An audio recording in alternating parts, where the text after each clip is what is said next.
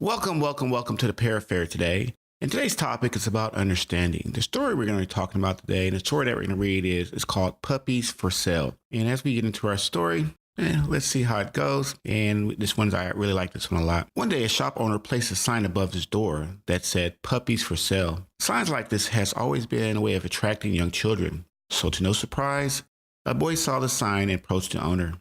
He said, "How much are the puppies going to sell for?" he asked. The store owner replied, "Anywhere from $30 to $50. The little boy pulled out some change from his pocket. He says, "I have $2.37, he said. Can I please look at them?" The shop owner smiled and whistled. Out of the kennel came Lady, who ran down the aisle of his shop, followed by 5 teeny tiny balls of fur. One puppy was lagging behind. Immediately, the little boy singled out the lagging, limping puppy and said, "What's wrong with the little dog?" The shop owner explained that the veterinarian had examined the little puppy and had discovered it didn't have a hip socket. It would always limp.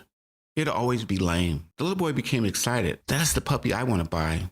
The owner said, "No, you don't want to buy that little dog. If you really want him, I'll just give him to you." The little boy got quite upset. He looked straight into the owner's eyes, pointed his fingers and said, "I don't want you to give me anything. That little dog is worth every bit as much as all the other dogs. I'll pay full price. In fact, I'll give you $2.30 now and 50 cents a month until I have him paid for." The shop owner countered, "You really don't want to buy this little dog.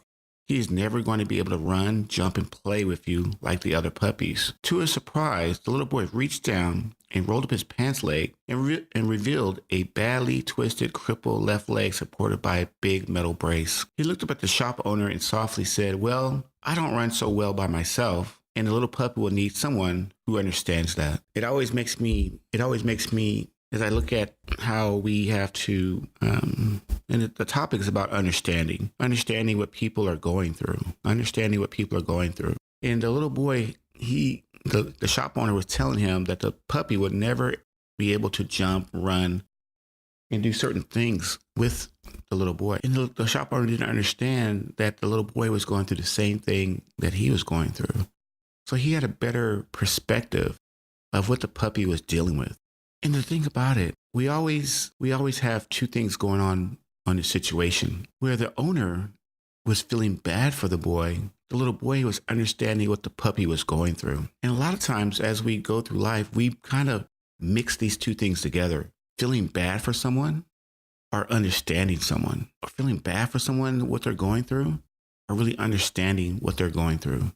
And there's a difference. There's a big difference of understanding and feeling bad for someone. And I think the little shop owner felt bad for the little boy because he knew the dog could never play with him, but he didn't understand why he wanted him so bad until he showed them that he was going through the same thing. And sometimes we don't need to tell people everything so they can understand why we feel that way. You think they would pick up on cues of our passion or something that we are, driven toward. But some people, they think they know what's best for us, because they feel that we know what's best for you. You really don't know what's best for you.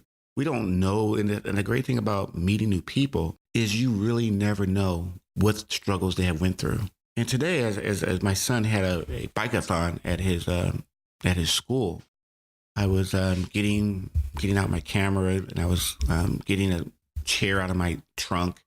And I was just, getting things out of my trunk. And this little toddler, Tyler and his dad, they were riding. Well, they were coming down the sidewalk, and he was coming really fast. And he's coming right toward my car, and he ran right into me, and he fell off his bike.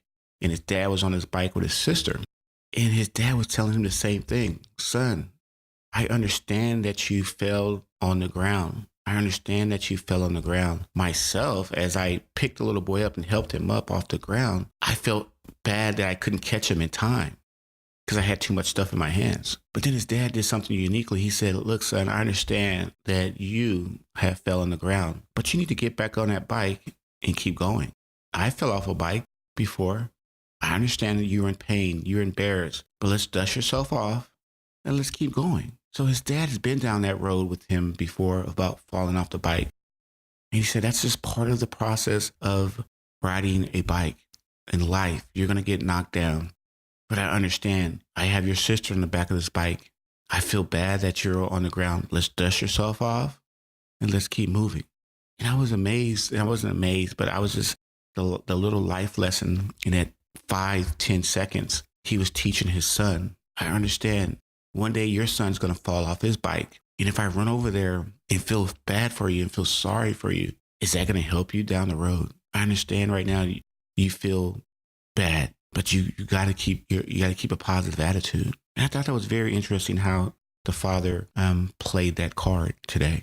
Because the kid, as a kid came toward me, he was right. We were I was like, wow, he's going to hit it pretty hard, And that taught me something today. That taught me that he felt bad for him, but he understood that there's a bigger thing down the road, because that's what we do. We have to understand that whatever we're going through right now, feeling sorry for ourselves is not going to help us down the line and understand what we have to get to. As I go back to our story again, the owner of the pet store or whatever kind of general store was, he felt that he was going to give the puppy away for free because he felt like the puppy didn't have any value. And so the little boy understood that that's how some people probably have perceived him. His leg is mangled. It's in a brace. And some people looked at him as, oh, well, he can't do anything. He can never accomplish anything. So they felt bad for him. But they didn't understand that he knew what it was going to take for that puppy to make it. And we have to understand that a lot of times as we are going through a lot of these things, feeling bad for someone is not the same as understanding what they need to do.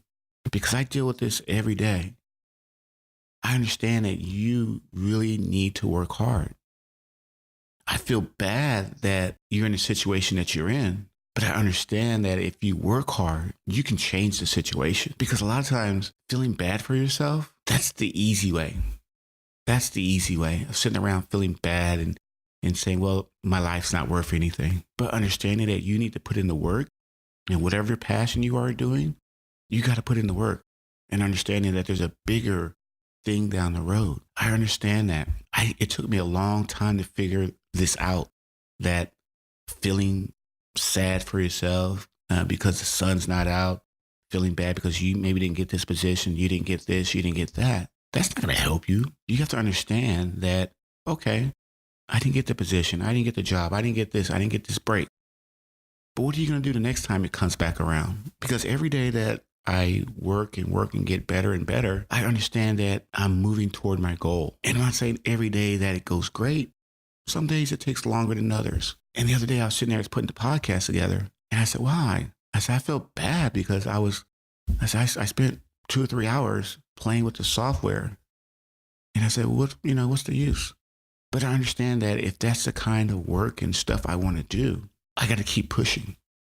Feeling bad for myself for putting 2 or 3 hours into something, learning a new software, it is okay. It is okay. It is really okay. And you got to keep a good attitude. Even when you're feeling bad, you got to understand that there's something out there, and there's going to be someone out there who needs you to understand what they're going through. And today, as I talk about some things that just come in front of me, and it just kind of helps me put things in perspective. I was watching the news today, and as most people know, and on this podcast, one of the things I do is I watch the news in the morning, and as I get dressed, I have the news on, like background noise, whatever. So there was this girl and boy, and they were outside in their front lawn, and they were just playing, having a good day. And this car came barreling across the yard, and the little boy ran one way, the little girl ran another way. And the car struck the little girl and crashed into the house.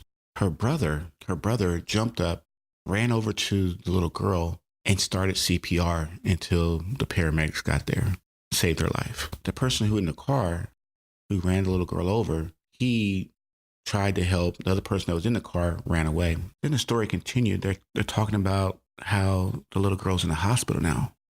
And she's going to be in there for about 2 months. She has a broke back, broke pelvis.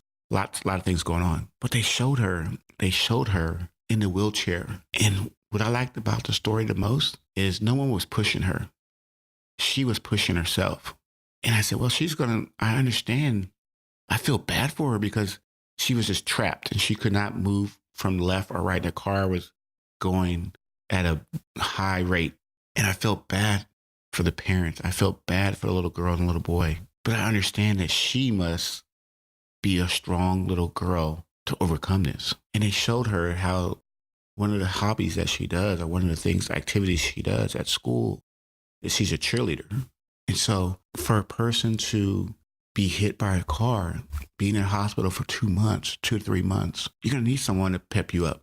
So all that time that she's been a cheerleader, she's been pepping up her teammates and rooting for the football team or whatever she's cheering for. Now she's going to have to understand that she's going to have to cheer for herself, because a lot of times we want to cheer for people and cheer certain teams on and whatever, but then we don't even want to cheer ourselves on. And you could see the smile on her face that she's like, you know what, I'm gonna be okay. And she had that internal spirit that everything was gonna be okay. Then there's a side story, and they're saying how the car ran into the house, and so the city came in and it condemned the house. They condemned the house, and so the parents, they were renting that house. They're gonna have to find another place to live, but they're spending all their time at the hospital with the little girl, and they need to find a place to live. I felt bad for them. I really feel bad for them. But I understand that it's part of the process of toughening up. That family, as long as they stay together, they'll be fine. Something like that should not divide that family. And a lot of times I see things that happen to me, to my family, and sometimes it's a big wedge that comes between a lot of people. But what you have to do is you have to pull that wedge out and put that thing back together. And some people aren't willing to do that. They rather have that wedge in their family or their problems and just let it sit there, because they get comfortable feeling bad for themselves, feeling sorry for themselves. Woe is me. But they have to understand that you got to keep pushing. You got to keep pushing. And there's some days that, to be honest with you, I am so tired of telling people that, oh my gosh, you got to understand, there's so much more out there to do. And they give you that look like, you really don't know what I'm going through. You need to feel sorry for me. I have a horrible family life. I have horrible this. I have horrible that. Woe is me. But I understand that. I don't know. I don't know everything. Not trying to know everything. But I understand one thing is that if you don't work hard, if you don't put the time in, if you don't put the skills in what you need to secure your career, your job, whatever, it's going to get harder. It's going to get extremely harder. So as we go and as we close out this story about understanding people and the things that they're going through, it is okay to, it's okay to understand what they're going through. I don't think it's okay to feel sorry for them, because feeling sorry for them is not going to help them out the ditch. It's not going to help them get any better. But if they have to understand that if you really want to do things, you're going to have to make some changes, and you're going to have to understand what that person's going through, because a lot of times we don't know what people are going through until we're going down that road ourselves. But feeling sorry for them, is it really going to help? For a few minutes, it may wipe up some tears. But we have to understand that if we want to do things, you got to be committed to it. You got to want it more than the next person. All right. Once again, thank you for joining us on the Parafair. Hopefully you enjoyed the story. Hopefully it made your day. Hope it made you think about some things that maybe you're going through. And once again, thank you for all the kind comments that we are receiving. And it's nice to always talk to you. And we will see you on the next one. Bye-bye.